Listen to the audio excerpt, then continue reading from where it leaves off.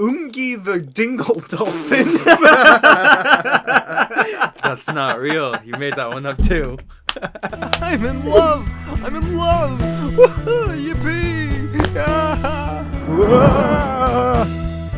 Xenu? I do my own stuff. Welcome to the Cruising Altitude Podcast, a podcast dedicated entirely to actor Thomas Cruise. Yes. Mapother the Fourth. When I was looking up trivia for this episode, one of the things I found was Tom Cruise's last name is pronounced Ma-Bother, but with a P. What? That's what a weird way to explain. Yeah. I'm your host Blake, but you may also know me as Smokey's Videos, and this here is my co-host Saul. I think my saying of your name gets longer each episode. So, for the month of February, can you believe that we've been doing this for 1 year and a month? Really? Mm-hmm. Nice. We started last January with Endless Love. I'm pretty sure that's still on the top. No. What's up number one on our list? Wasn't it? Oh, it's Born on the 4th of July. Then it's Rain Man? Yeah. So the top three are Born on the 4th of July, Rain Man, and Risky Business. Wait, why is Risky Business up there? Huh. Because it was more enjoyable, I guess. That's how we rank things. I don't remember. Yeah, I don't either. This month, anyway, we are discussing the 1992 film Far and Away. Oh, they're after me Lucky Charms. It's barely 2 minutes in and we already do that. Already made that joke. So let's get right into it so we can talk about this dumb movie. As always, I bring to you 4 fun facts about Tom Cruise. Yes. There has again been a fact I've made up. And I will leave it to you to guess which one it is. I like the system. During his 3rd marriage to actress Katie Holmes in Italy, it's a weirdly worded sentence, his best man was none other than David Miscavige. Miscarriage? Yes, David Miscarriage, the leader of the Church of Scientology. Oh, you might want to watch your tongue. In the year 2000, Tom Cruise restored an old home in the township of Biltmore Forest, a town within the city limits of Asheville, North Carolina. These all sound made up. Oh, whoops, I accidentally exited my little file. In 1996, Tom Cruise paid a visit to a hospital in Hedgefield, Vermont, where not 1, not 2, but 4 newborn babies were named after him. I was afraid you were going to say that. Huh. Do you think he, just went to that hospital before they gave birth and just asked around if there's any guys, little boys being just born? Went and asked if there's anybody giving birth. It's like, hey, do you think they named him Tom Cruise? Tom Cruise? Or was it Tom Mapother? Just some teacher giving roll call. It's like, Samantha, here. Tom Cruise, Ramirez. And while attending the London premiere of War of the Worlds in 2005, he was squirted in the face with a water, little squirt bottle thing during a prank interview. His reaction on camera was stern but not livid, and the culprit was charged with assault. What? Saul, which of these facts is fake? Oh my god. I'm gonna say either the hospital one or the squirt. I'm gonna say that one, yeah. Which one? The squirt one? Yeah. You are incorrect. What? It's Someone the got hospital charged with assault? God damn. I made up the hospital fact. Hedgefield, Vermont isn't a real place. Oh, okay. It sounded like one. You know, like Springfield. Apparently, man got charged with assault for squirting Tom Cruise in the face. Did he charge him though? Like, did he like Just Tom Cruise personally? he arrested him on the spot? No, citizen's arrest and the lawyer. Did he call the cops? I assume it was like, well, it says it was a premiere in London, so I assume there's like security around who probably grabbed him or something. Yeah. I don't know. Or like Tom Cruise called over his like thug army.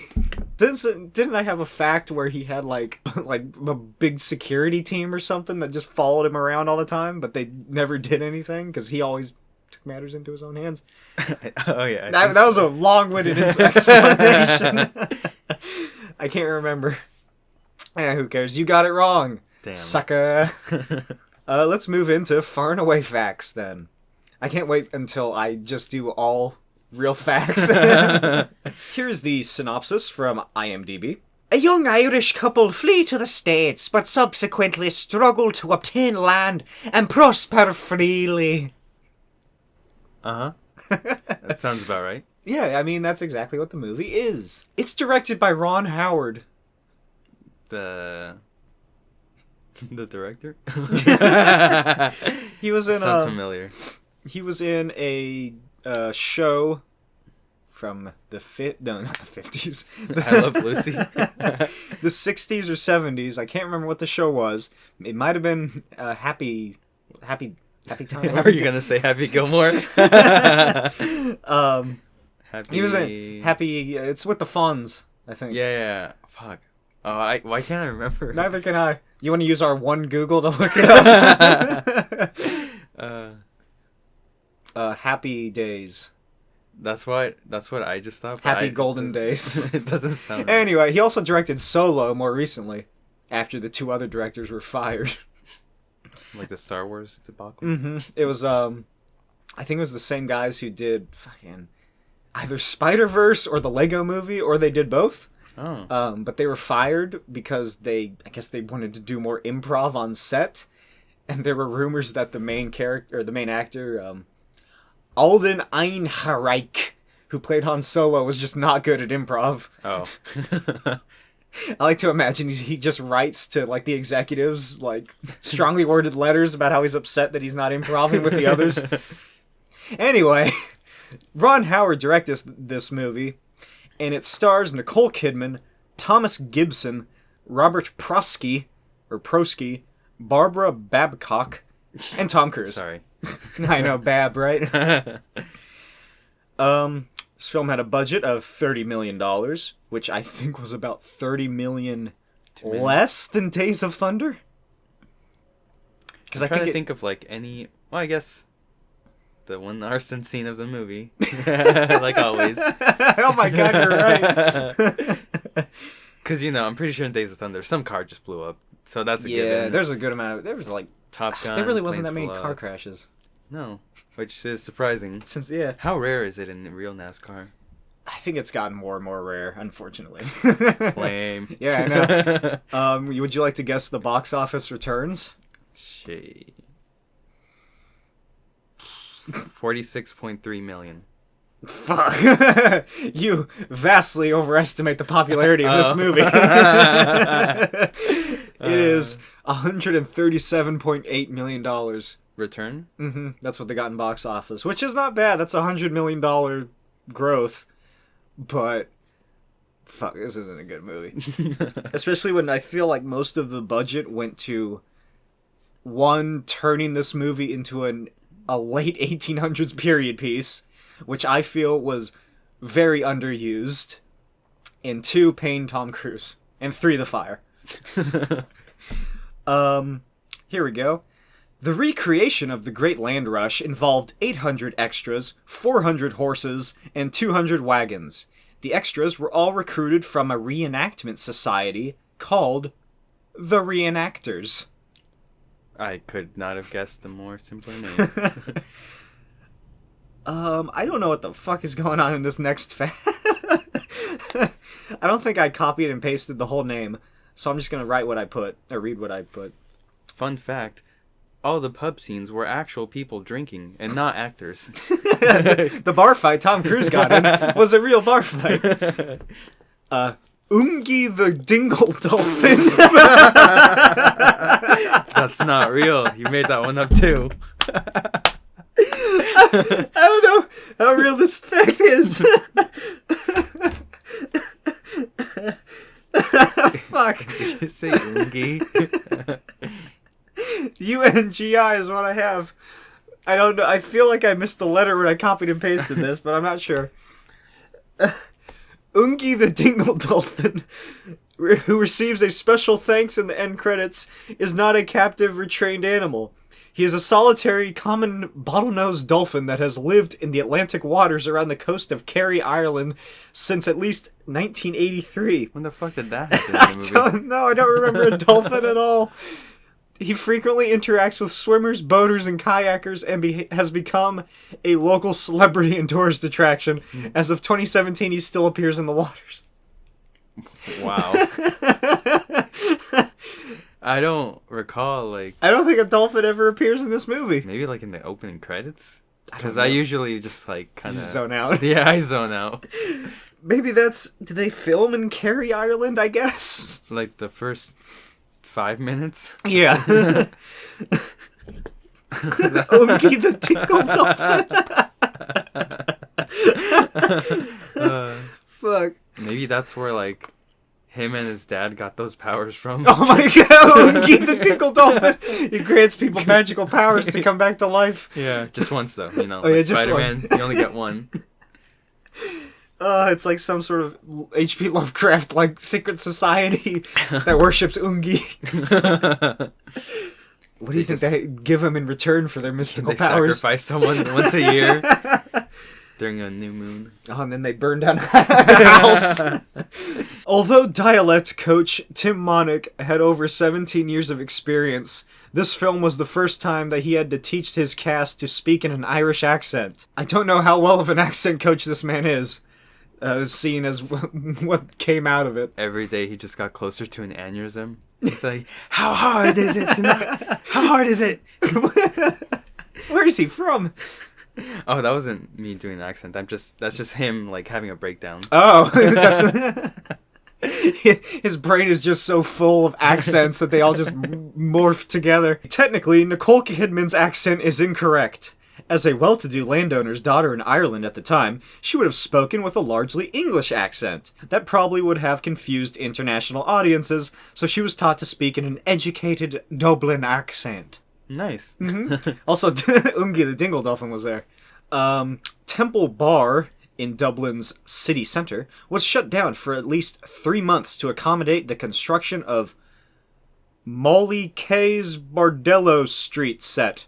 Local shops and businesses were all well compensated for the inconvenience. Despite that, the entire street set is glimpsed briefly during the film.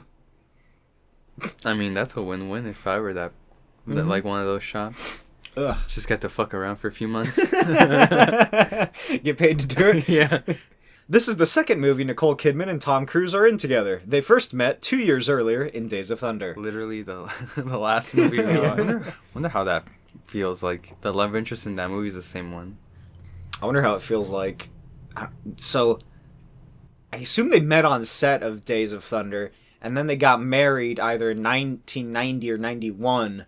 Wait, so they were already married? Yeah, they were married in this movie. Oh. Or before this movie.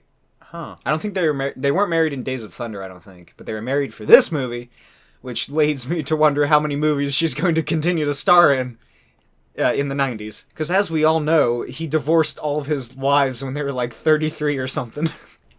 Not a coincidence at all. 3 of Ron Howard's great-grandparents actually rode in the Great Land Rush of 1893 as depicted in the film.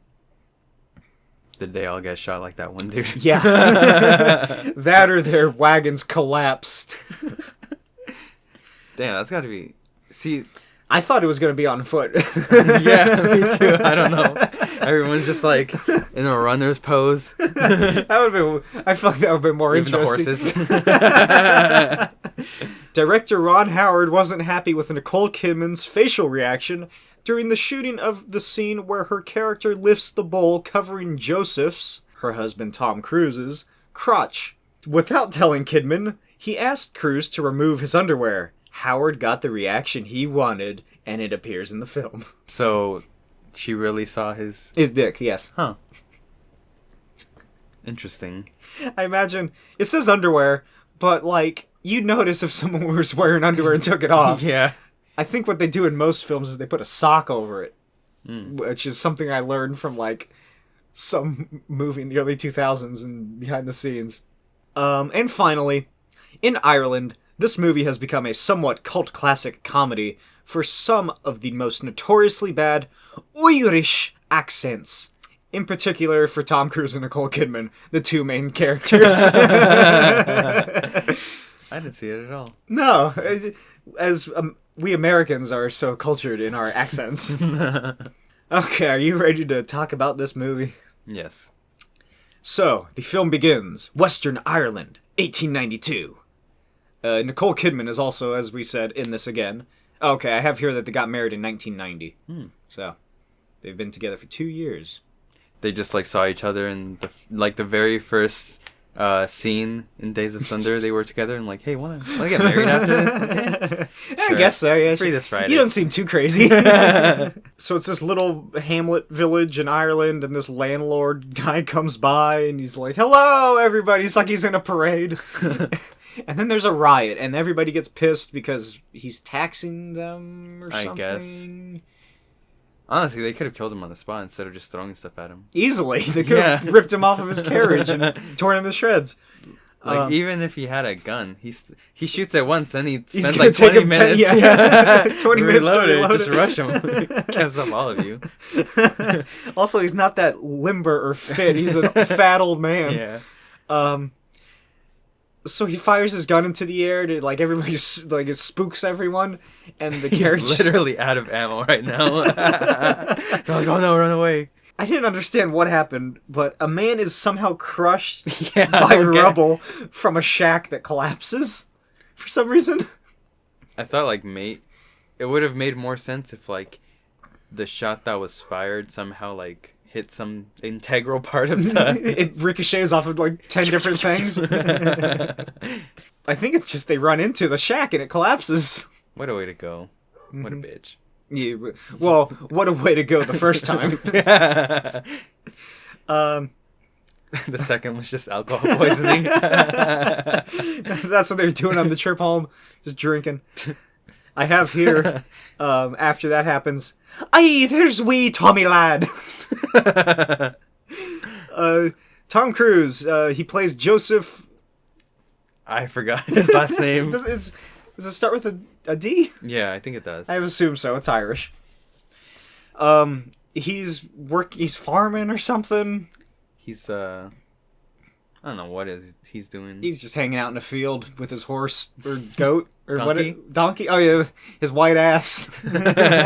He's just sitting out in the field playing with his white ass. And then his brothers come outside or something. Yeah. And here's my note on this following scene where he fights his brothers for seemingly no reason. "The bloody blighter got to fight him with his wee brothers." If you'd like to read that out. Where is it? Oh, right. I don't even want to try. Why do they fight? What is the purpose of... Other than their assholes, I don't know. He's like just two fat older brothers just like... Oh, I think they get angry at him for having ambitions. They're like, what? You want to like do something with your life? How dare you? You want to own land, you dumb bitch? Just stay here and drink until you die. Exactly. Their dad, he's pulled up in a cart by his friend or something, and they take him inside and he dies. But then he comes back as a zombie real quick and tells them something important that I can't really remember. That a man is nothing without land, and if you go to America, you might just get land. And did he say that? He did say America. Or he's just slurring his words and it sounded like America. He does, however, call Joe an especially odd boy. Oh, yeah. Yeah, and then I have right here, he tells him to go to America, so. And then he says, "Shut your mouth before I die again." Then he dies again. Mm-hmm. It kind of reminded me of the scene in like the third Shrek movie where Princess Fiona's dad dies. Yeah, he's like, they keep getting like distracted or something. Like, well, someone better be dying, and then like it cuts it right to I'm dying. Fucking love that scene. They have a funeral, and these, like, English-sounding Irishmen rock up, and they tell him about there's rent on the land that they haven't paid for or something. And then he slaps down a piece of paper on the coffin, which immediately blows away, so no one will ever be able to read what it says. And then they burn down the house, as is tradition for Tom Cruise films. Exactly. Also, I made a note right here of my prediction for this movie, which is Nicole Kidman is going to be the landlord's daughter, ain't she? Mm-hmm. We'll find out later. Joseph gets pissed off at the landlord's dudes who burned down his house, and they go and bury his dad. And then his dad's old friend gives him a rifle that may or may not work because it's been sitting in a barrel. I could tell right away that shit's not gonna.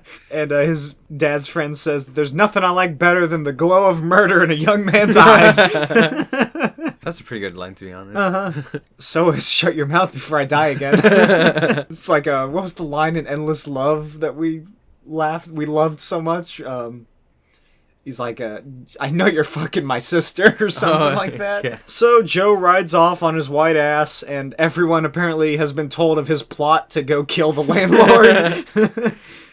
That guy could not keep his mouth shut. No. What was the saying? Something Moonlight? I don't know what the fuck that was. Captain Moonlight is what they kept saying.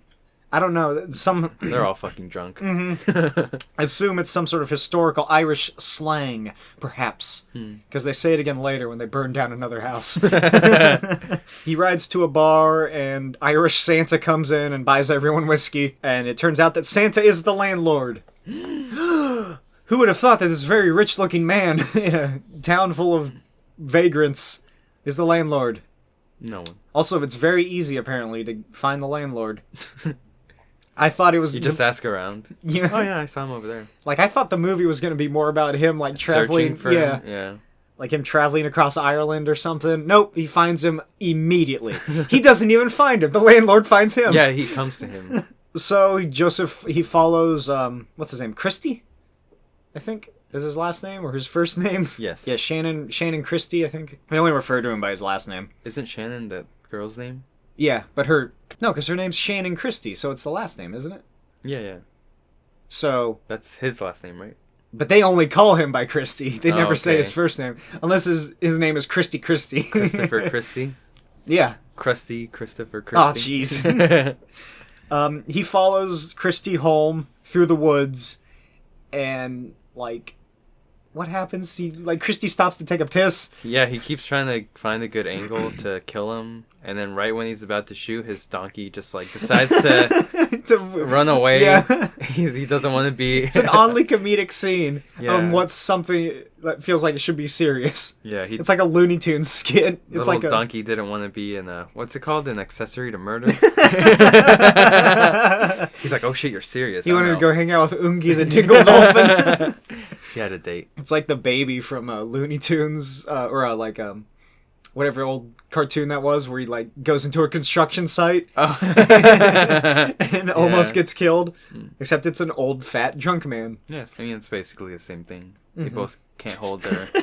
They can't walk. They can't keep their food down. They don't know how to talk. Exactly. This film has a lot of good one-lines or little conversation pieces. Yeah. That doesn't really make up for the quality of it. No. But I really enjoyed Joseph when he says, "This is a difficult murder." Yeah. Then he decides to hide. That implies that it's not for his first murder. Oh my god. You're right. Oh, good lord. They had a third brother. A fourth brother. Oh, yeah. They had a conjoined twins. Oh, jeez. Then he decides to just hide inside Christie's barn that is also on his property, and that anyone could go inside at any time. But I guess he figures, hey, I'll go take a nap in here. And spoiler alert, I was right about the daughter. Because she is Christie's daughter. Her name is Shannon, and she gets yelled at by her bitch of a mom for not being ladylike and riding a horse wrong or something. Yeah. So she takes the horse inside the horse house. she's like, "Fuck you, mom," and then goes to listen to Evanescence. I don't think she sounded like that, Saul. No, I think that's literally what she said. You were just about to say she went and listened to Evanescence? Yeah.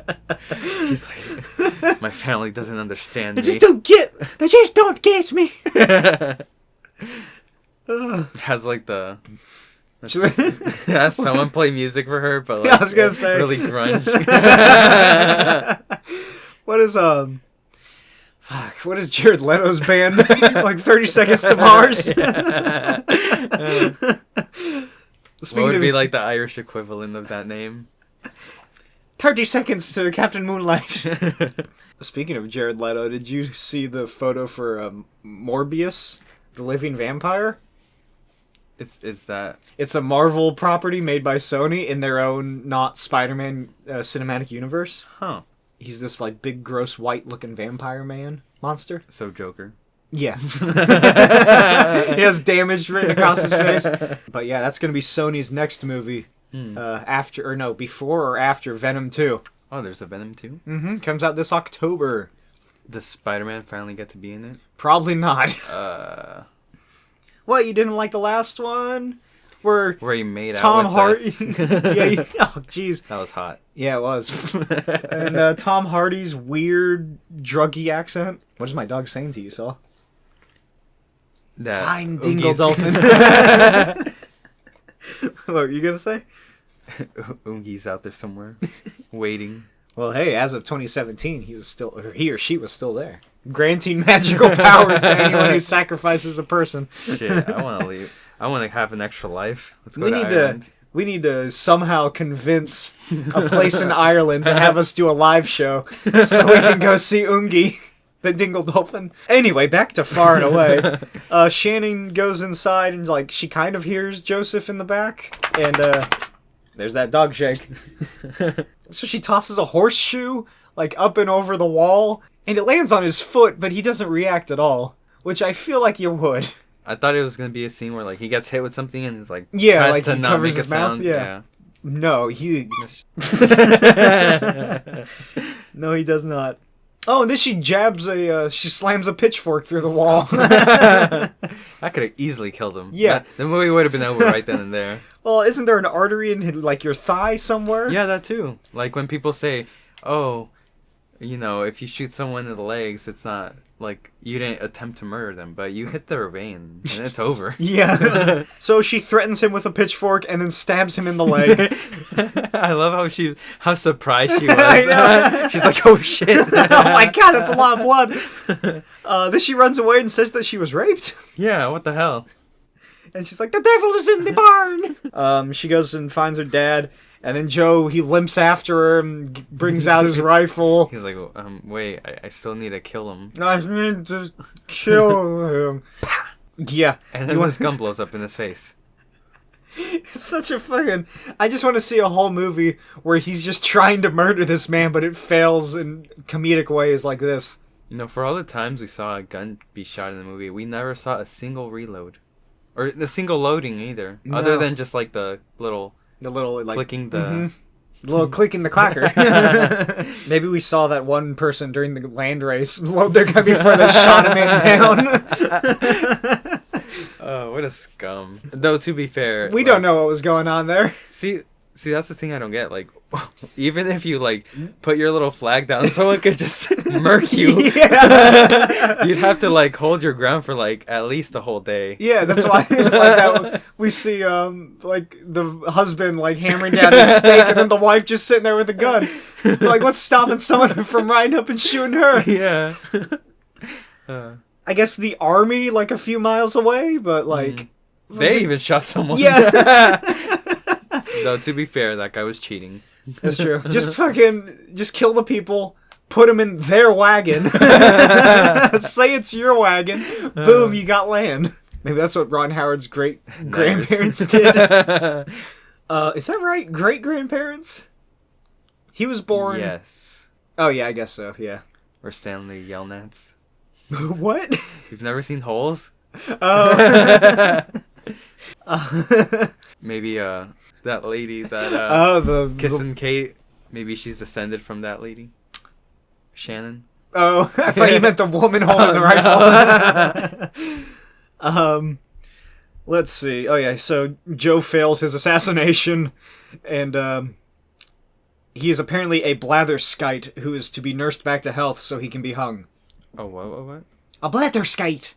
He's a bloody blatherskite who needs to be nursed so he can hear the crack of his own neck. But yeah, they nurse Joe back to health so he can be hung, or hanged, and they undress him completely. Even though I feel like they just need to roll up his pant leg, or at least take his pants off. No, they take his shirt and pants. He's completely naked. I took a screenshot of it. It'll be what's on the video version of this podcast as the background.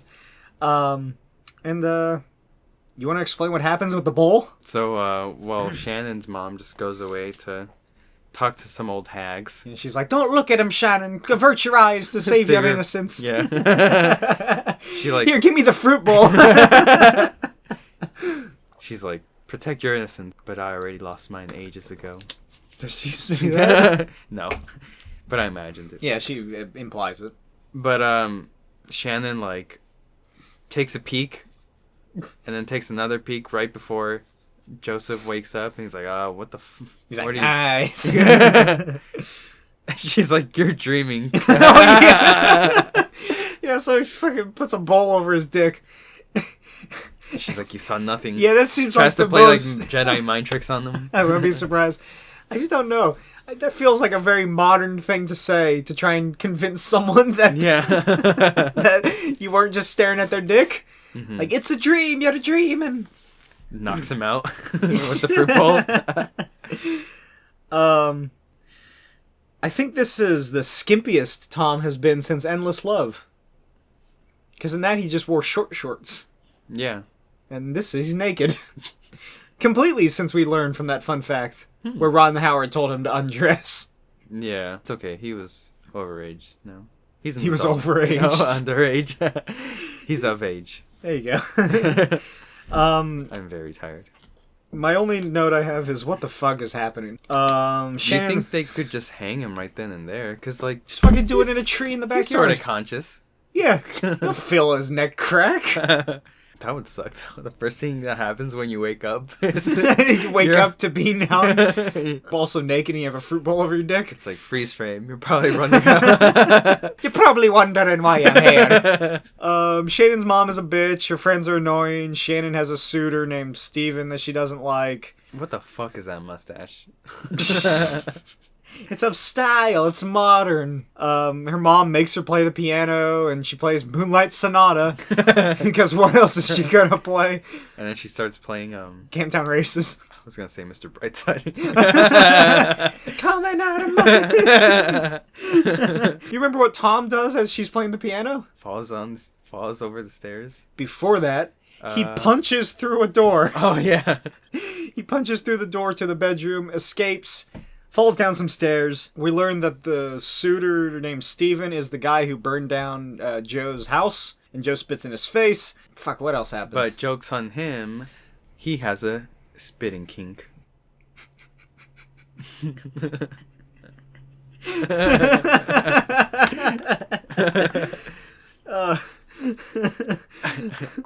Have you ever seen did you ever watch Vines back when it was a thing? Not really. There's this one that's always my favorite. I think it's called like something about Tumblr, but it was it's like two people, but it's one person acting as two, and he's like, calling people daddy is gross, and the other was like, stop kink shaming me. Kink shaming is my kink. Oh, I've seen that. Yeah. So good. Joe gets captured again, and they toss him back in the bedroom. That's his save point right now. Shannon, she plans on running away, and she gets a ladder from somewhere, and climbs into Joe's bedroom. Well, is it her bedroom, or is it... Because she goes and takes stuff from under the bed. In there, so I assume... What does she get? A little piece of paper that says land in big letters. That's it. I thought she like had a stash of money or something. I thought so too. Maybe it was her spoons. That's where she keeps her spoons. Would those spoons have even sold for much? I guess so. They're silver, allegedly. Allegedly. She says that she's very smart and very modern, but we also learn that she's a crazy equestrian girl. Apparently, you're not supposed to trust girls who are into horses like that, because usually they're crazy. Oh yeah, horse girls.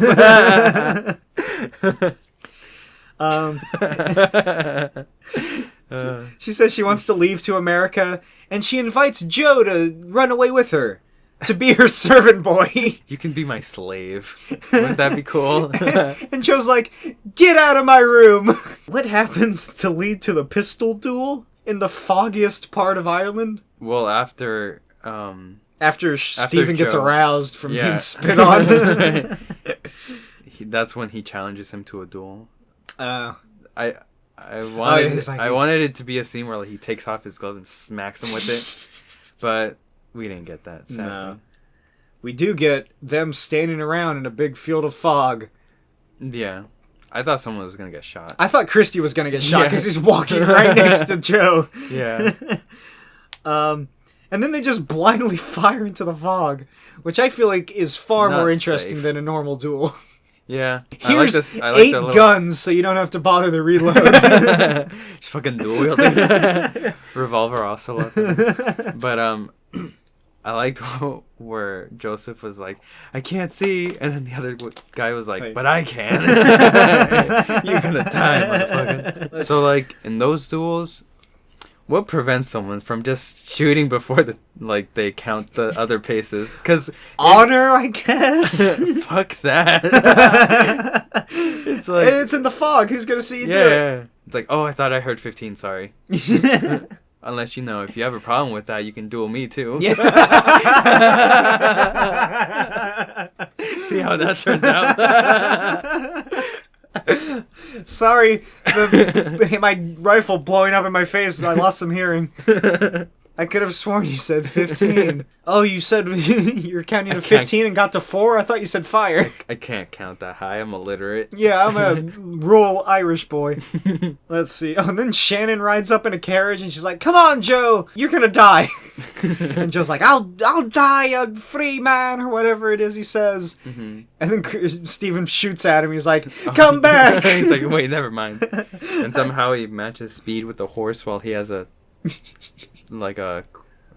damaged leg. Yeah, that's true. What happens to his donkey? He ran away, remember? So, oh, yeah. Presumed dead. Unless, can horses and donkeys, find their way back? I was going to say, I feel like the donkey just walked home. He's like, fuck this shit. We never find out how long it took Joe to get from his little village to Christie's place.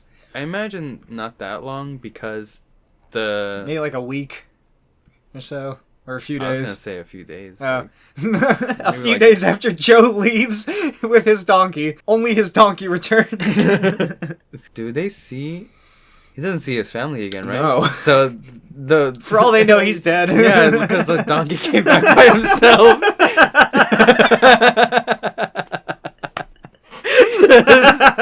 So they're like, well, he probably died. The second he got shot, the donkey just booked it.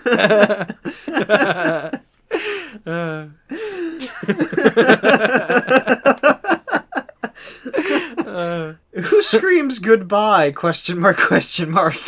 Probably. Is it Steven?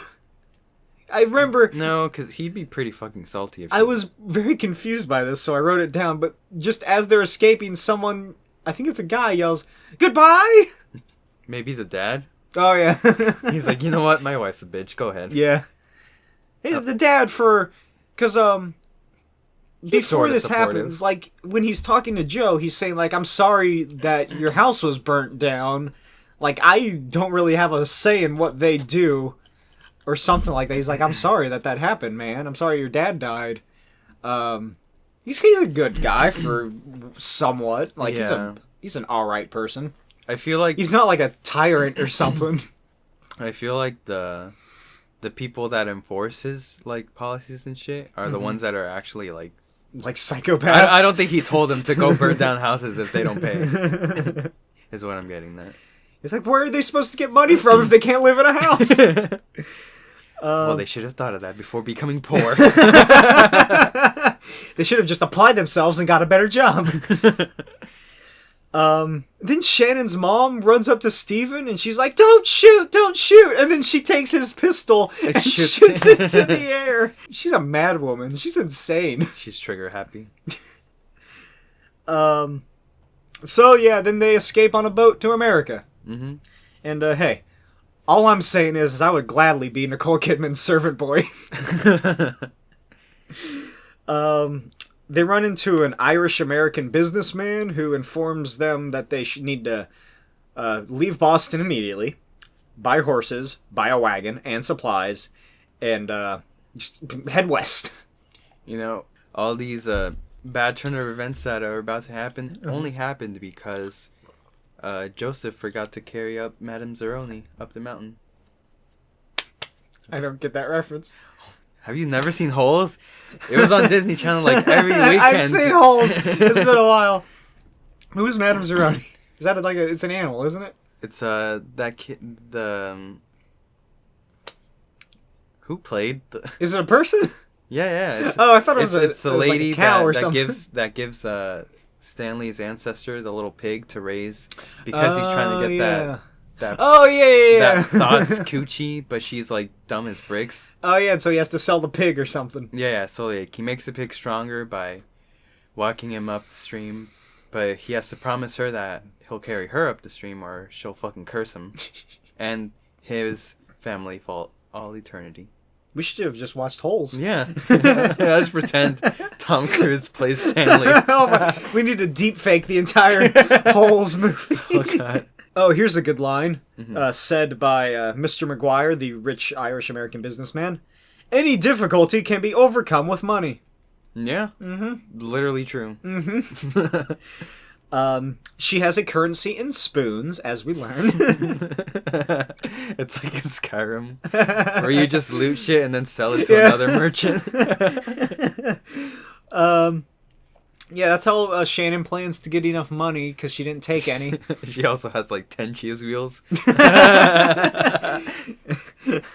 And an ancient Nordic bow. Well, I mean, she's got to keep those cheese wheels for when she's low on health. Oh, that's their secret to not dying. They just pop up Ungi their the menu. Dingle Dolphin gives you cheese wheels of health. There's a scene which I'm not entirely sure if it's supposed to be comedic or not, which is Shannon's ankle is showing, and these two men stop and stare at it, and Joseph's like, "Put your skirt down, you harlot." Oh, yeah. And the boat arrives in, I was about to say Ireland. They get on the wrong boat. It just goes to a different part of a Ireland. round trip. We slept in! And prom's tomorrow. The two arrive in Boston, and Joe and Shannon begin to part ways, and she goes with Mr. McGuire for some reason, because he says that she can help her. And then he gets fucking murdered on the spot. What was the reason? Fuck, I don't know. He's just, someone walks up to him, goes, "Hey, McGuire." He turns around, he's like, "Yes?" And then they shoot him. And then he, did he steal her spoons? I think is what she said. Some random... No, I think he was gonna steal her spoons, because she's like, "Mr. McGuire stole the spoons." Like, I guess she didn't realize that... But he got shot, right? I think, what I took it as was that McGuire somehow stole her spoons in, like, the case or whatever, like, before they got off the boat, or as they were getting off the boat, which is why he was, like, trying to get away. But she didn't realize it until he got shot, and all the spoons landed on the ground, where they were then promptly stolen by literally everybody. Yeah. Also, it's good to see that even in 1890s, there's still people selling little crappy merchandise to tourists and immigrants. She does absolutely nothing to attempt to get her stuff back. No, she just, like, yells. Yeah. And Joseph has to save her and gets back one bag. And then the police force rounds the corner and they run away. Mm-hmm. Oh, and then they find a little Irish boy, a little scab boy, who leads them to Mike Kelly. I don't know. I just really liked his name for some reason. Mike Kelly, he's a boss man for something. He helps Irish people get jobs and live in like the slums. He's a slumlord, I think. He's a slumlord / temp agency. Joseph, or Mike Kelly, he runs this like boxing bar burlesque club. Mm-hmm. And Joseph fights an Irishman, and they were like, "Oh my gosh, you're such a great fighter! You're so small and agile." You're the only one that knows how to dodge. Which was a fact I did not put in this, but everyone's like, "Oh my gosh, he's so fast and quick! Look at how he actually moves his head away from punches." Apparently, that was already a thing about 100 years prior to this movie. Dodging? Yes, and like moving around. Oh. There's some man in England whose name I can't remember, but it sounded vaguely Spanish. He was like the beginner, I guess, of actually moving your face when you fight people. Oh my god. So before people just slugged it out? Yeah, they just stood there until one fell.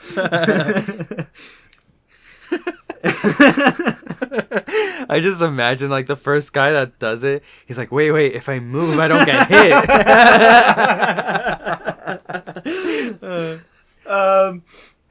Kelly gets Joe and Shannon some jobs, and they live in a brothel, and also they lie and say that they're siblings. Yeah. Which I thought was going to play into the story more. I thought someone was going to make an incest joke. Yeah, me too. Or like incest was going to be like a problem, like a dramatic part of the film. No, doesn't really come up. It does. It technically does once, but then no one believes it. That's true. All the women in the brothel are like, "We know you're not siblings, you dumbass." Yeah. So yeah, they live in the brothel, and I can't tell if Joe is being sarcastic when he says that he likes America. I think he does actually like it. I think he does because he actually has something to do. Yeah, he. It's the very first fight he's ever won. So, but to be fair, it's probably like those brothers always ganged up on him. Yeah. They never gave him a fair fight. So now it's only 1v1, and he gets a win.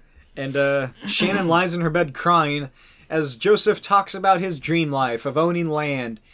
And we get the great scene where he says, "I want to grow potatoes." Oh, yeah. He says it, potatoes. And then he's like, wait, that's too cliche. Maybe some wheat instead. Does he? Yeah, he's like, fields of wheat or something. And corn. Mm-hmm. I want some corn. They argue, blah, blah, blah. And meanwhile, in Ireland, Shannon's parents' house gets burnt down due to this revolt by farmers. And Stephen rescues them, and he grabs this portrait of Shannon, but selfishly, he does not grab the grand piano that it was sitting on. What a dick. Yeah, he could just put it into his inventory. Yeah, just pull that piano right out the window. It's perfectly open. Pivot.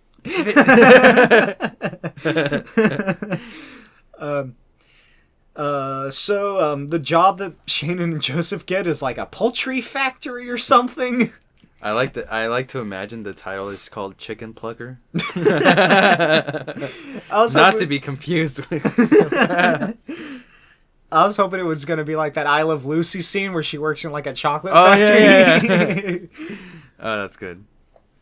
Also, they call Shannon a redhead, which she clearly is not. Yeah, she's blonde. What the hell? Maybe in it's the like script she was supposed to be. Yeah. Well, obviously, Irish people are redheaded. Duh. Or maybe it's like some kind of slur because... Oh, they're Irish? Yeah. Well, aren't the people working in the factory also Irish? I don't know. Maybe they're Scottish. Ooh. Mortal enemies. Then there's the scene where the foreman comes up, and he has the biggest pair of fake teeth in his mouth. They're made of wood. Literal wood. It's like... It looks like they just went to a Halloween store and bought, like, big messed up teeth. What's that one store that always pops up around Halloween? Spirit Halloween. You remember what happens with the foreman and Shannon? She insults him, and then he's like, "That's it, you're not getting paid today." Oh, yeah. And then she insults him again, and he's like, "You're not getting paid tomorrow either." And she's for some reason shocked at this. Like surprise Pikachu meme. But then she's like, you know what? Fuck you. Don't pay me Friday either. Yeah, and Joseph's like, "Oh, Jesus, what are you doing?" It's like when the kid gets detention, but he keeps talking shit, so he keeps adding himself more detention. He's like a kitty when he's like rubbing against you. Oh, yeah. He likes to headbutt. Not Joseph, but my dog. I mean, didn't Joseph headbutt someone, or was he head? Oh no, he was headbutted by the Italian dude. Yeah, he got fucked up. The Italian. That guy went for low blows though. He kept hitting his kidney.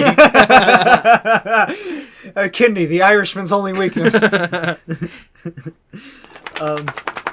My organs. That's the sound of his kidney jostling in his stomach or in his chest. Oh, that'd be cool. It's like Mortal Kombat? Yeah. Shit, now we gotta do that. I'll see if I can do that. Freaking X-ray move. Oh my god. Later that night at their apartment / brothel room, Shannon watches Joe undress and she's really into his ass crack. To be fair, Tom Cruise does have a nice perky ass. Yeah. And a nice donkey.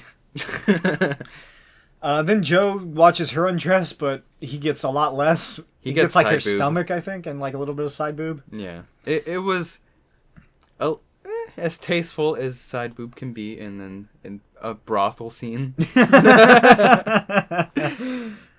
And then there's that dumb going to bed scene. Because yeah, that's so dumb. Well, they can't be together.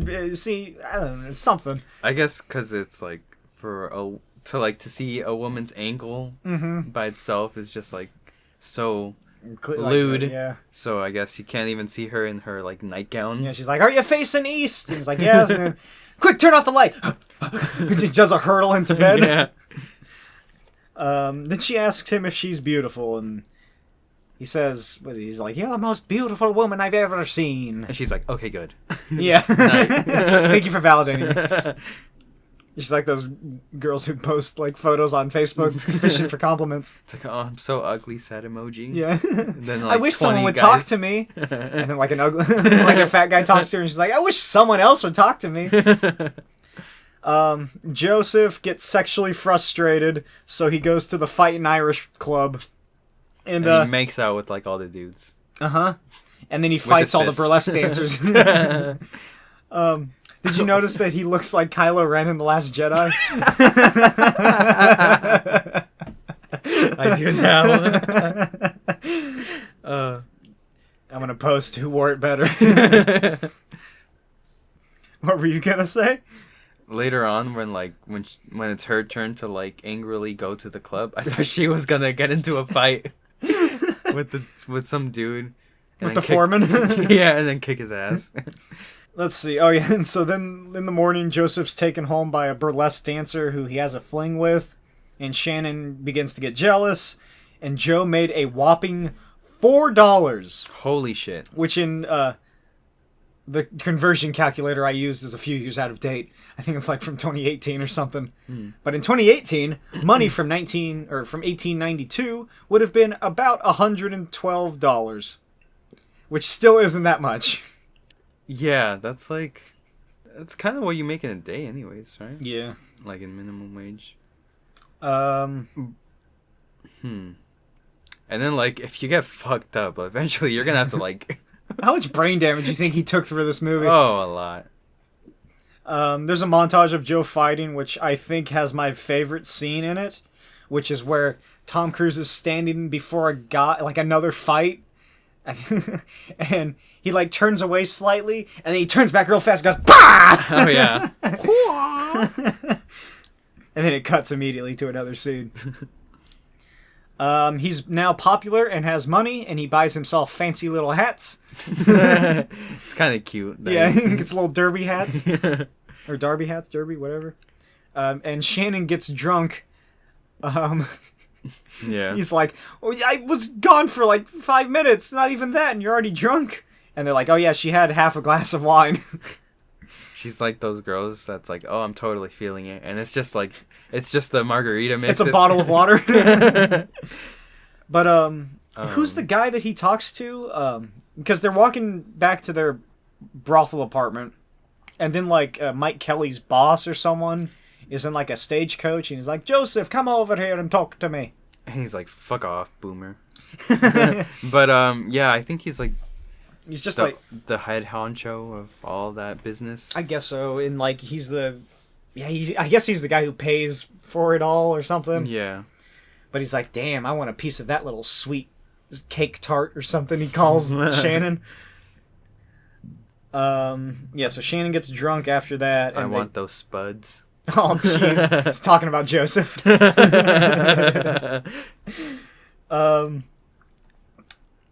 So they go back to their room and they argue, and Shannon gets jealous about, I think her name's like Grace or something, the burlesque dancer with big boobs. Yeah.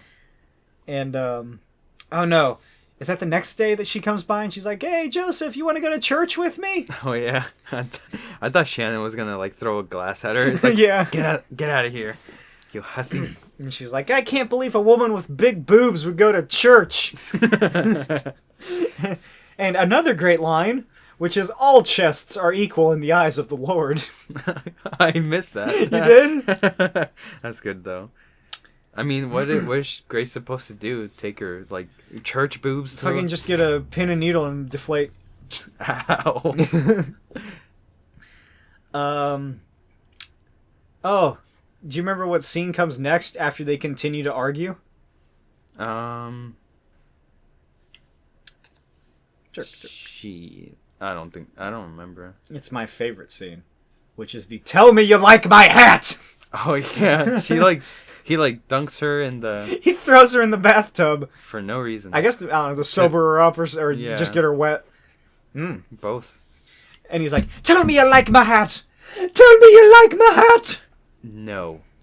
Tell me you like my hat.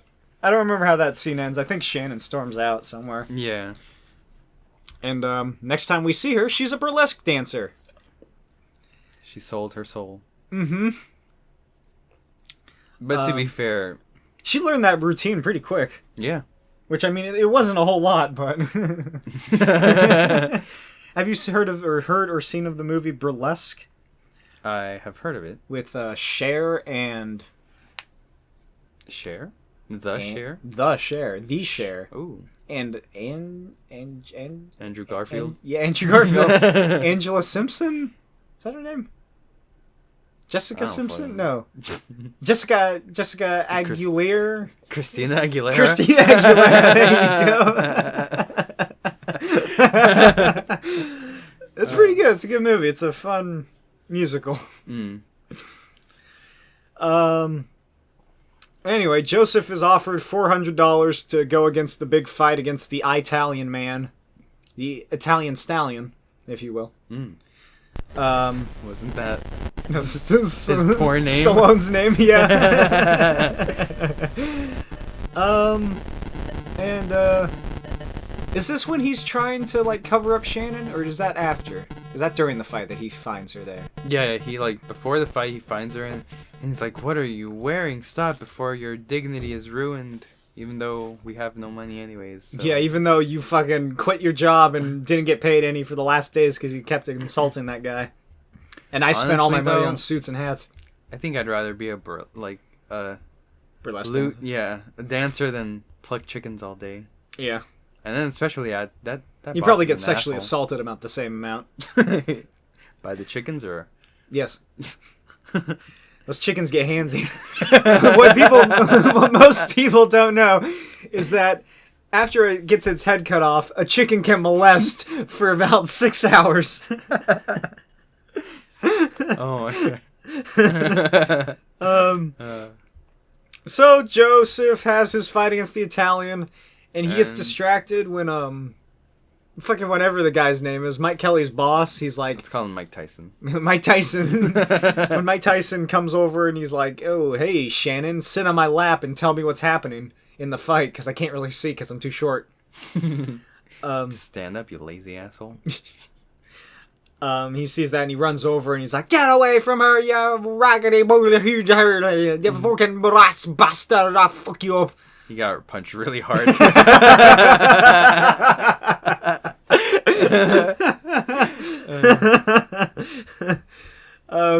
And she's like, "Don't worry, I'll be fine. It's not the first. It's not my first rodeo." Yeah, jeez. What did you think of the little kid, the little referee kid? Him. Yeah, he's my favorite. I'm not using our first and only Why Google. he gets to be in charge of that, I don't know, but I like it anyways. I took a screenshot of his face because it was funny. He looks like Tom Holland. He does. He looks like Tom Holland in his civilian clothes. Maybe that's like what Spider-Man should look like, because in the comics he's like a nerdy little sweater vest wearing. Yeah, and he's kid. like 14. Well, how old is he supposed to be? The comics, it begins like when he's like a senior in high school, I think. But like, but in like, in the MCU, yeah. Fuck, he's like he's like a freshman, junior in high school. Yeah, so like, but then there's like a time skip from Endgame, so he's either in his 20s or he would be in his 20s, but he's actually still like at that age or something. Mm-hmm. Because there's that whole ordeal where, like, the kids that are in the younger grades aged up into his grade. But, like, he's a minor. So all that porn you looked at, you're going to jail, Saul. What? I'm sorry, in those fanfics, he's explicitly over 18. Exactly. All my he's a 500-year-old dragon. Fanfics. Oh, jeez. I prefer Spidey. I was going to say Spidey Man for Spider-Man and Iron Man. Mm. Iron Spud. Doesn't he have a suit called Iron Spider? Yes. Your point? Then that's the name. That's the ship name. No, but what was I gonna say? Like that, how that kid looks like should be what Spider-Man looked like in like when the MCU barely starts. That's true. But what kid dresses? Just like, hipster kids. Yeah. They should have made him a hipster. He only shops at thrift stores. Kevin Feige, Amy Pascal, if you're still in charge of Sony, come to us if you need help with your next Spider-Man film. Yeah. Director of Spider-Man 3, whose name I can't remember, but he did the other two. I'm going to use our one and only Google to find out for this dumb joke.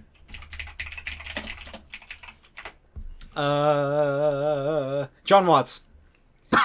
He also directed this horror movie called Clown, where a man finds a clown suit. He's like a realtor, so he goes to like this house he's gonna fix up and sell, and he finds this old like 18th century clown suit in a trunk in the basement. And his like latent kink just it kind blossoms. He puts it on for his son's birthday, and it's like the nose, the wig, and like the big suit and everything. And then afterward, he realizes that he can't get it off. The zipper fucking breaks.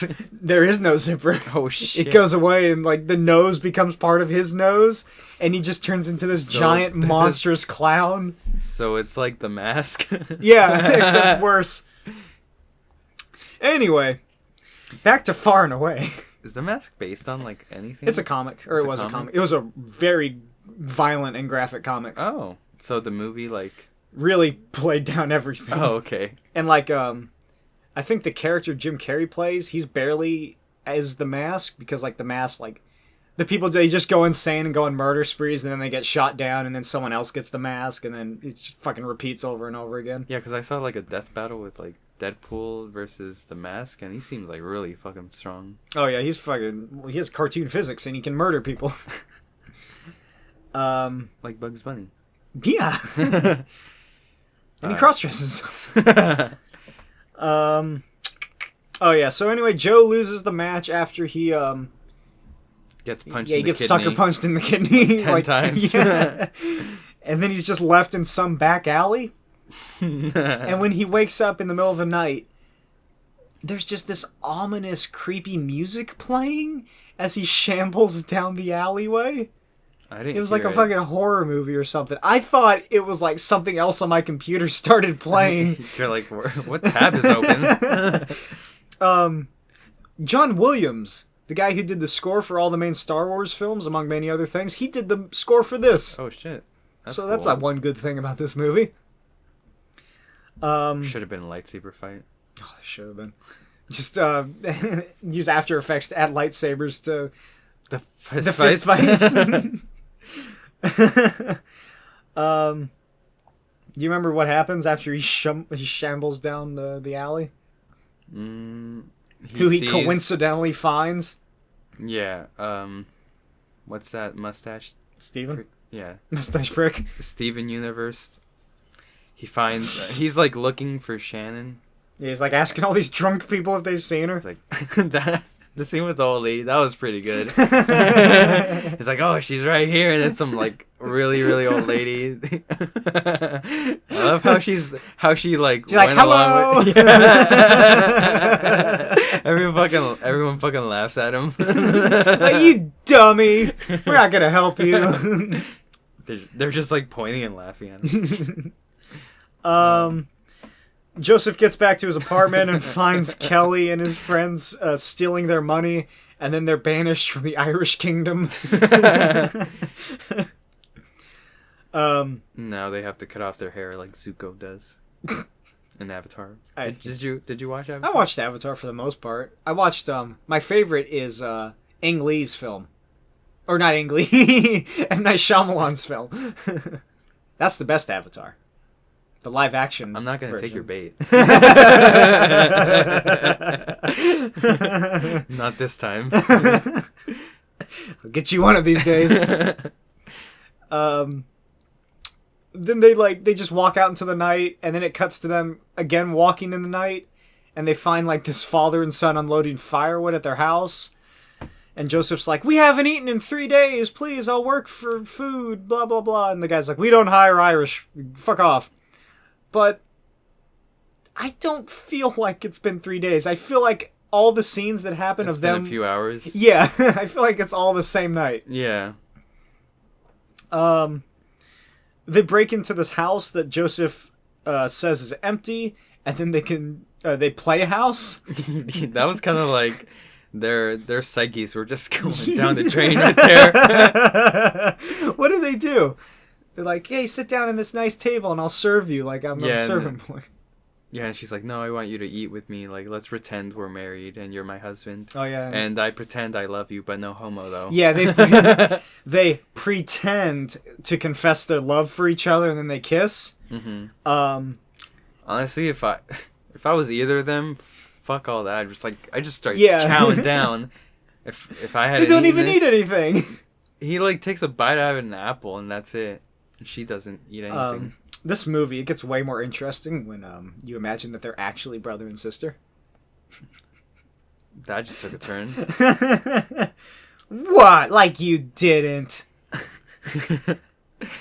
Does that happen in Game of Thrones? I never watched it. Just a lot of incest. Hey, guess what, Saul? What? Turns out the house wasn't actually empty.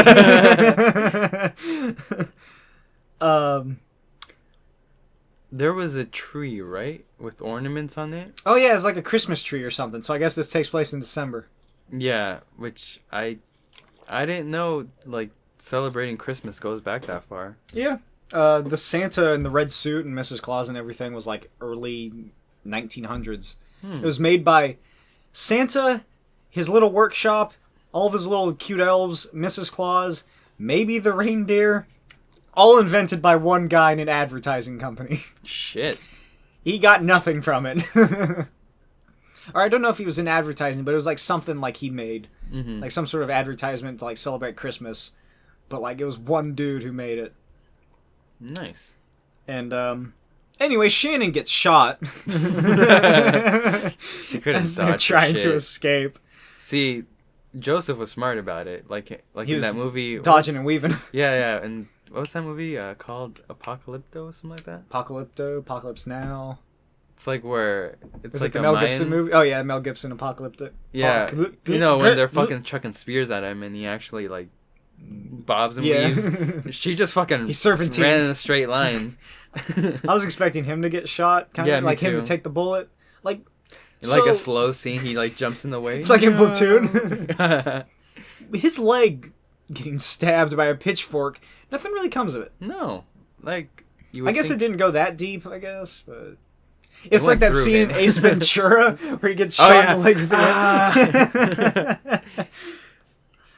the Joseph then takes her to the Christies because she'll die otherwise. Yeah, and also he got when he saw Steven and the cop looking for her in the alley, the cop's like, hey, you ever seen her before? What if he's like, so, was there a reward? Just out of curiosity. I just wanted to know. 8 months later, in 1893, Joseph is now working in the Ozarks on a railroad, and he fantasizes about Shannon as they're getting ready to detonate some TNT. I was hoping and expecting that was going to be the end of him. Oh. Like, he wasn't paying attention, or he didn't want to leave. He loses his extra life right there. Yeah. Ungi the dolphin looks down on him. He's like, oh, shit, kid, now you only got one. But, like, I was expecting him to just, like, be next to the TNT when it went off and just, like, thinking about Shannon. Because all the stuff he thinks about is, like, her in, like, a corset and, like, sort of like lingerie. And, like, yeah, like a scene that never happened. Yeah, like, he's fantasizing about having, like, a romantic, like, life with her. And I was expecting him to just blow up and die like that. Or maybe, like, it's like an innuendo where they're about to, and then it blows up. It cuts to a train going through a tunnel. Have you ever watched Drawn Together? Yeah. That scene where it just, like, rams over and over, and then a little blood comes out. Oh, I miss that show.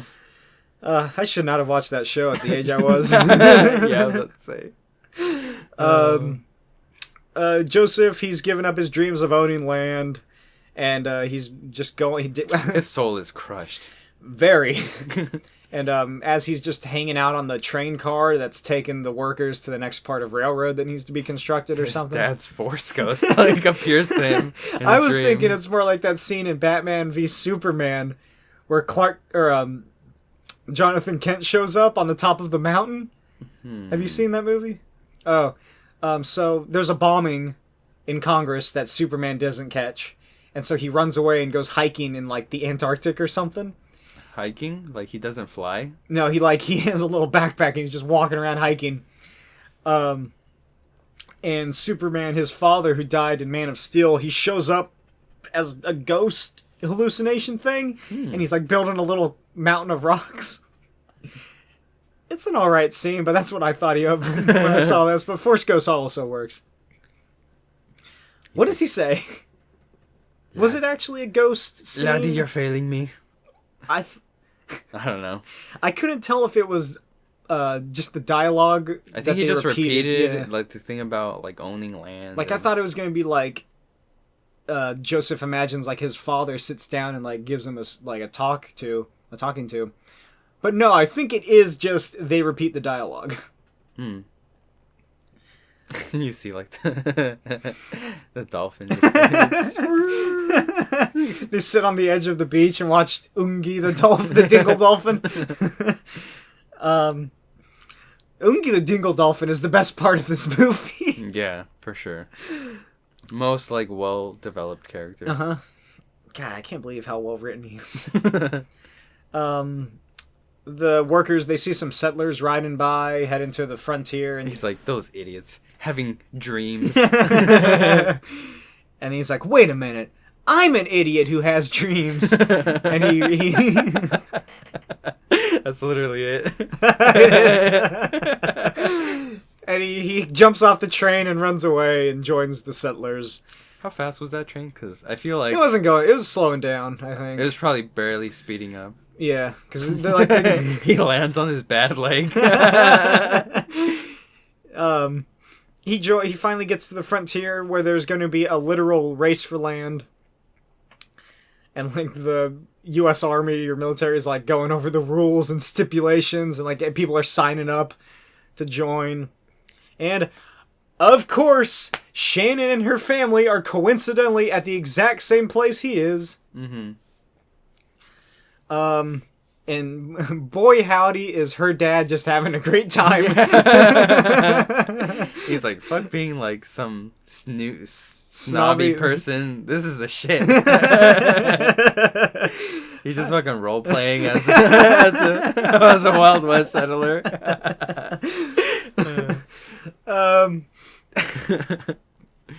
I don't remember what really happens aside from Joseph getting drunk, ranting about love or something. Yeah, like how he was trying to forget her, but now she's here, and she's gonna boing some other dude. Yeah, and then he falls through a tent. And everyone laughs at him. Mm-hmm. And then I have here, yeehaw! It's time for a land race. Is that really how it went down? They just, whoever got there first. Yeah. Again, just I don't know what load up on guns and shoot everyone. Yeah, clearly the army isn't doing anything. They don't care. No. Or like Fortnite, just build your shit real quick. Yeah, I wonder, like, what would be best, to try and be the first person at the closest marker, or to just try and outrun all the others to, like, one that's really far away? I would say if you have a horse with like a little carriage, just try to book it, and then whoever's like in the back of the little carriage, just be shooting people. Why bother with the carriage? Just leave the carriage at like the little camp town, and then come back and get it later. Yeah, that's true. Just like bring figured, two people. How many people can a horse like be on? At least 2. Maybe 40 if you try hard enough. Fucking Matryoshka dolls. Yeah, so like in pairs, like with 2 people riding horses and then 2 people like on the backs of the horses, just playing GTA or Red Dead. Yeah. Which is just GTA Wild West style. Yeah. The Christies and Steven, they both cheat. And they said they're fucking cheaters. They said they were shot smart. At too. Because they go ahead, like a day ahead, and like scout out like what land they're gonna go to. He's like, I've been shot, or shot at. Yeah, but it's still scary. And then I want to know how these markers work. I imagine that ahead of time they placed them down like within distance of each other. Yeah, but like how wide do they go? How far does it go? Yeah. There's not really any like how much you actually get. Yeah, it's just. You get? There's your middle. Yeah. there's a center of your land. You better build fast. I imagine like from then on it's just like territory wars. It's like Civilization where like you plant your main city and then it just grows out and you hope no one else settles near you. Yeah. That'd be like you place your flag down and you see like in the distance someone else places theirs down and then it's just like that Kill Bill eye scene. So yeah, the Christies, 1, they go out and scout ahead of time. 2, he and his wife go out, hide behind a hill. How did no one notice that? I was gonna say that. Yeah, like how did no one pay attention? Before this starts, we're just gonna go all the way over there just to take a shit, so no one watch us. Then we're gonna run our horses around in circles for a little bit and act tired. Mm-hmm. And hey, cheating works, because they get their stake in the land. No one really noticed either. Like, no one questioned them. Yeah, I guess nobody cared enough. Like, because they're all focused on getting their own land. Yeah. Because one, Christie, he was on his horse, and he had another horse tied to the back. His wife was just hiding in some bushes. Fucking campers. Exactly. Tom Cruise punches a horse. That was kind of messed up. That was hilarious. He punched him in real life? He does his own stunts. Does the horse his own stunts? It's like for 2 frames, it's like clearly a toy horse. It just like flops around. It's just a horse doll that they put really close to the camera. So I have a few notes here of what happens during this land race montage. 1, Tom Cruise punches a horse. 2, children scream in agony as a wagon crashes to the ground. I didn't notice that. I noticed wagon's crashing, but Yeah, I didn't notice it. I accidentally closed out of the tab and had to go back. those dudes should have checked their air pressure before and their tire pressure. I was hoping it would explode. They had a lot of hooch back there. The one tries to like drift and sparks are flying. God, why didn't they make a Fast and the Furious set in the Wild West? But they still play Tokyo Drift by Teriyaki Boys. Oh, have you seen like this one clip of the Polar Express? And while they're on that scene where they're like trying drifting over the ice, and then Tokyo Drift plays. My favorite part is like for like 2 frames the conductor dabs right to the beat of the song too. Oh, I'll link that to you later. A man on a penny farthing eats shit. What do you think was gonna happen riding a bicycle out there? It's one of those like old timey ones too, where like one wheel is like fucking huge. The Christies successfully cheat for land, and the land race is still going. I kind of zoned out for most of it, just because it kept going and going and going. Yeah. Steven, he then leads Shannon off the beaten trail where everybody's running, and like, he's like, down there is where our spot is marked. I'm surprised none of the horses got hurt. I'm surprised no one else went that way, because everybody's just going straight. Yeah, that looked like a pretty good place. Like, it kind of looked a little boggy. The water's water. You just boil it and hope you don't get something. Yeah. They go down into the river, and Shannon falls into the water, and Joseph, who has been chasing after them, finally catches up. She's like, "Hope I can't swim." It's like to hear. Yeah, it's like, yeah, just fucking stand up. She's like, "Oh, right." Steven tries to shoot Joseph. They fight a little bit on horse top. I like that. Like, nice little fisticuffs. Which, you know, didn't really last long. Because we learned that Steven can't fight for shit. No, he gets thrown off his horse immediately. And Joe's like, "See ya, sucker!" and goes and steals his land. Mm-hmm. Or, I should say, is about to steal his land. Because he gets there, pulls the marker out, grabs his flag, and just fucking stands there. He's like, I did it! I didn't get that scene. Like, he didn't want to steal it from Shannon or something? I just took it as bad writing. Like a bad movie. Like, he just started getting another hallucination with his dad. He's like, "Wait, Dad, I'm really in the middle of something right now. Can you talk to Ungi?" But, like, he doesn't get the fucking land. Oh, I fucking hate that cat. Then he sees Joseph and Shannon riding up, and instead of planting the flag in the land, he runs up to the horse and tries to pull Steven off the horse. He really wants to fuck that guy up. He wants to fuck that guy. I'm gonna stop that. Nicey hot.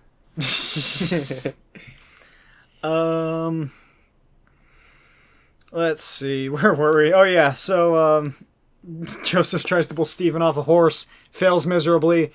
Both his legs are crushed by the horse. I thought he was going to become a cripple right there. Then his head slams into a sharp rock.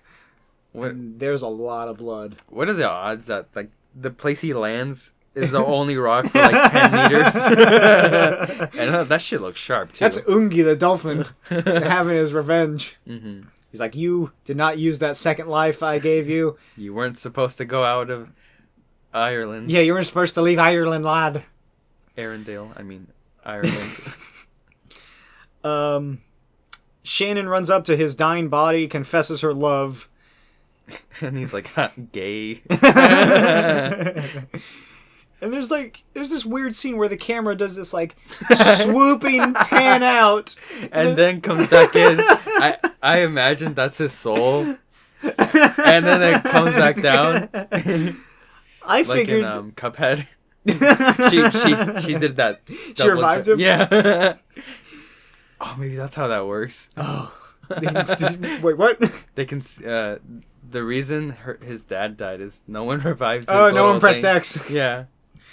I figured that he was just being a dramatic little bitch. And that he wasn't actually dying. He was just He was faking it. Yeah, he got his wind knocked out of him. That wasn't even blood. He just had like a tomato with him. Tied to the back of his head. You know, in case he gets shot, the tomato will take the hit. He would have used potatoes, but he ate them all. Oh yeah, He can't help his craving.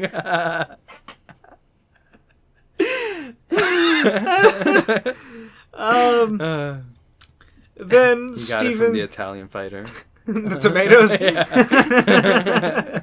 Italian guy's like, "Hey, sorry I beat you. Here's some tomatoes."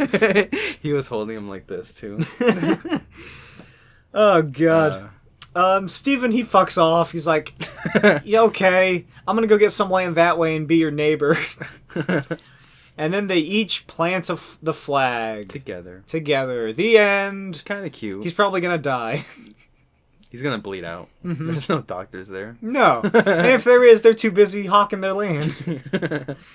They just poisoned everyone before the race. It's like, here's some medicine. That'd be the perfect. You be the cookie, the guy who cooks all the food. Also enter the land race.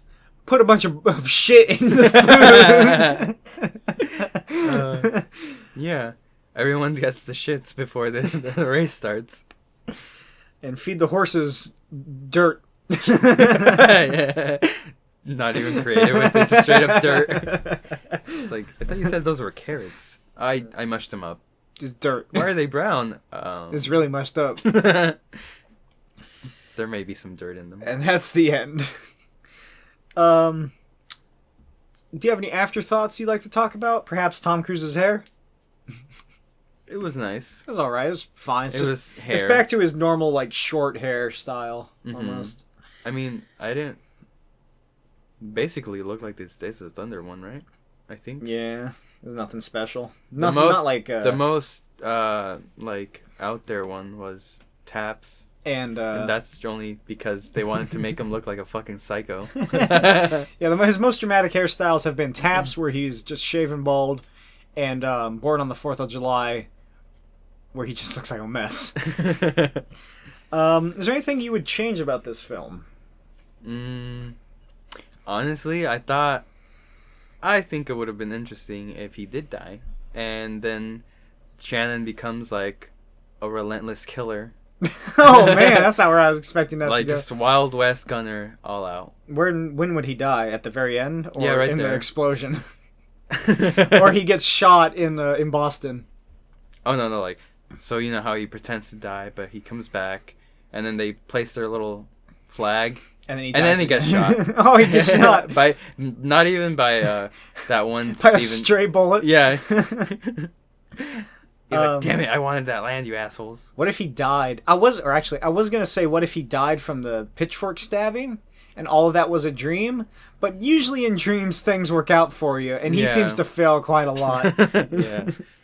He didn't want to write himself as an OC, like a super Mary Sue. Yeah. I feel like this film, it's a funny film, not because it's a good film, because of how dumb it is. Yeah. But I feel like if I had anything to change, I would make it less merry and less of a romanticized Wild West and America in that time. Yeah. And I feel like they shouldn't have left Boston. Like at all? Yeah, like at all. Like they just never had their hopes and dreams satisfied. Kind or of maybe like it leaves off that they're going to go to that like land the race film and ends kind of like open-ended. yeah, right when like I don't know, they get enough money or something, they leave, or I don't know. Yeah. They escape Boston. Because those sets looked amazing. Yeah, like, they were. The production value of this movie is so sad because it's such a dumb movie that it's just all wasted. Yeah, like that brothel especially. Like, I really felt like if I stepped in there, I would catch some STDs. Like, like, they make it look so, like, genuine and authentic, but it's just put to waste. Yeah. Because it's a film that... This story could be set at, like, modern times, and it would make no difference. There's no reason, really, for this to be set in, in the 1800s, I guess is what I'm saying. Aside from, I guess, the land race, but like you can change something else from that to like set in like really the 60s or something. He really, really wants a studio apartment in California. Okay, I'm gonna be honest. I felt like Tom's acting wasn't the best. No, it wasn't amazing. Like, I don't even know who I would say was the best actor. I feel the little maybe, Irish kid. Yeah. Actually, yeah, you're right. Him and maybe like the mob owner dude. Not Mike Kelly or not Mike Tyson. The shift leader, if you will. The foreman? Yeah. With the fucked up teeth? Yeah. Oh. He wasn't too bad. Yeah, he felt like a guy who was using what little power he had. Or maybe, oh no, and also like that, one of the hoochies. The one that was like, just shag her already and get it over with. Oh yeah. And then he's like, hey, she's my sister. And he's like, yeah, and I'm your mother. Yeah, I feel like all the acting was not great. Neither was the writing. No. Like, it had some really funny lines like sprinkled around. Yeah. But other than that, I feel like I got all of them. yeah. The ones we discussed, that was it. Mm-hmm. But yeah, do you have any other thoughts before we get to the rating? I wish they would have used the first set first a little bit more. Like set? Where it's like the tiny little village. Oh yeah. Because that was really well done too. The one that took a few months to make or however long it was and then was barely used. Yeah. Yeah, there's not a lot going on in Ireland in this film. No. The whole reason for this film to be in Ireland is so they can leave to America. Yeah. Like, they could have, like, maybe it would have ran too long, but they could have had, like, some... This movie is 2 hours long. It's almost, like, 2.5. Yeah, that's what I meant. Which, it does not feel like it. No. It's a very quick-paced movie that, yeah. like... There's no real consequences that, like, really feel, like, of any value. Yeah. Like, it's just, we gotta go. I feel like if the first half of the movie was Joseph in Ireland trying to exact his revenge, and then the second half is when Shannon and the Christies are introduced, and then it goes into the boss and everything, and then it cuts before they go to the land race. Because once the land race is there, it gets extra silly. Yeah. That'd be pretty good. Would you like to move on to the rating? Yeah. Okay. So here at the Cruising Altitude podcast, we have a very special rating system. It is out of a possible 21 teeth, because at any given time when Tom Cruise gives you a pearly white smile, you can see 21 teeth in his large mouth. Mm-hmm. Saul, you can think about your score as I read off a list of other scores that I found online. IMDb gives this a 6.6 out of 10. Is that good? Well, it's... D+. Maybe B- or so, but I feel like that's way too much for this movie. Rotten Tomatoes gives it 48% out of 100. Amazon, out of 342 reviews, has it at 4.5 out of 5. That was reviewed by Jeff Bezos himself. All of them. He reviews it every time he watches it. And Roger Ebert gave it a 2 out of 4.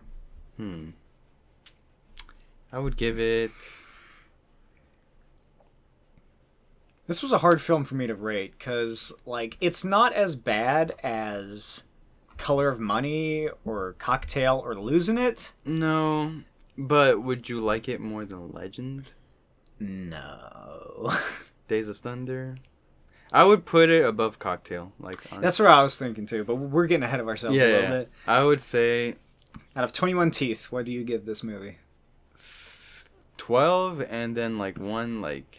roll nasty tooth. Oh wow, I give it a 12, but one tooth got stuck in a potato. I was trying to make some kind of Irish reference, but I couldn't think of one.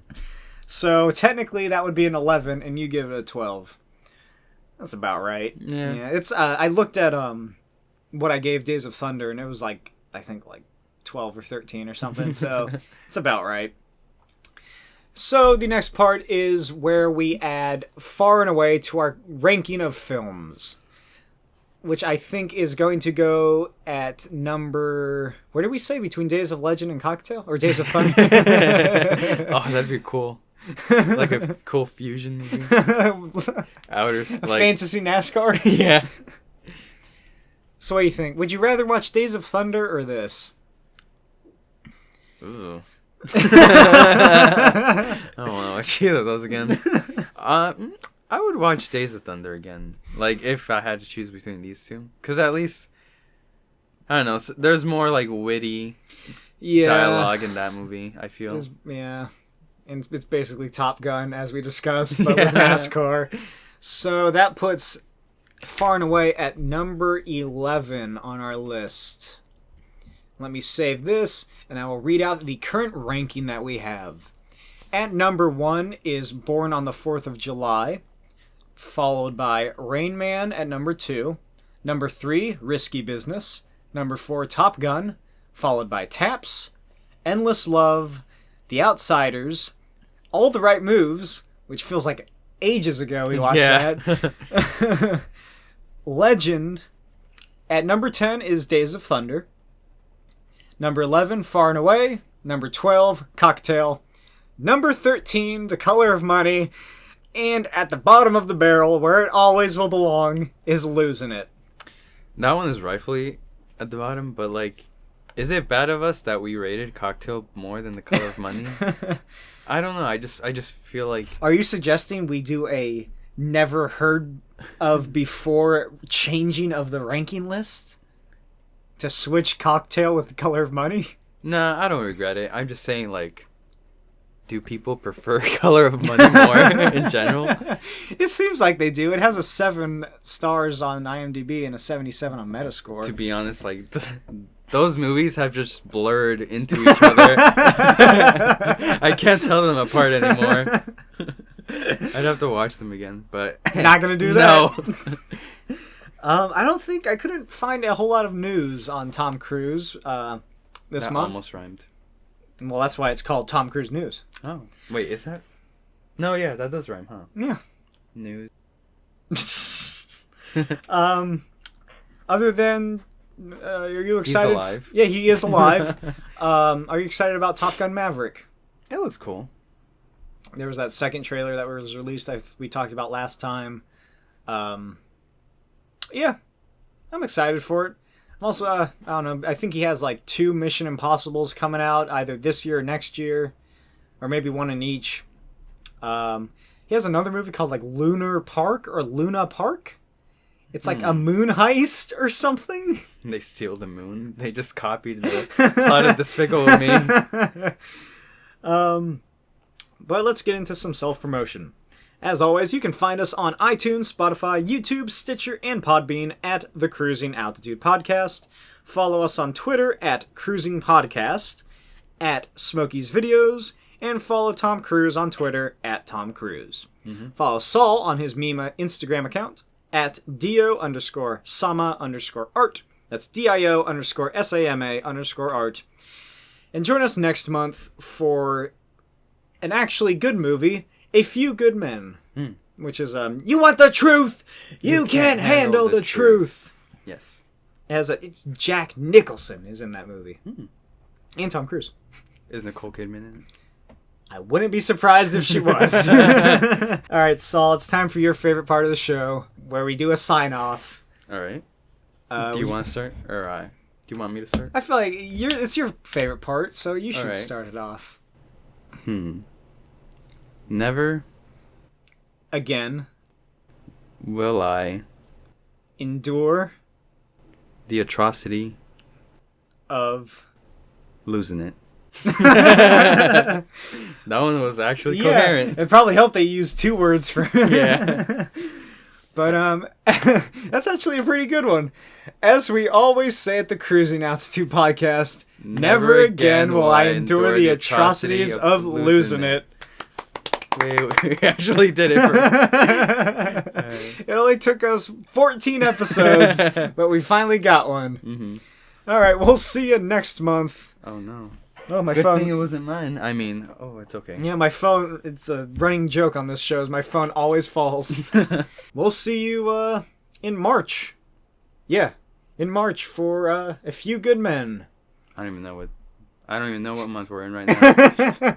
We're in Tom Cruise month. We're Cruise-tober. Cruise-tober? Or no, we're in Tomuary. I was gonna say cruiserary. We'll see you next time. Bye. Bye.